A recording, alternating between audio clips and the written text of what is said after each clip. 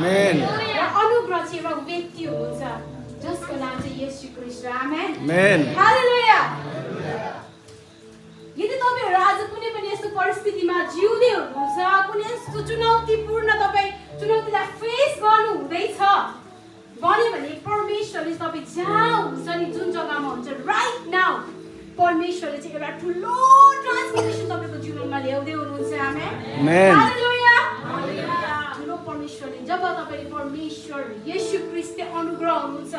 यस परमेश्वर चाहिँ ग्रेस हुनुहुन्छ र त्यो अनुग्रहमा विश्वास गर्नुहुन्छ नि तपाईको जीवनमा राइट नाउ तपाई जहाँ हुनुहुन्छ त्यही जग्गामा परमेश्वर तपाईको जीवनमा ठुलो ट्रान्सफर्मेसन ल्याउनु हुँदैछ आमेन हालेलुया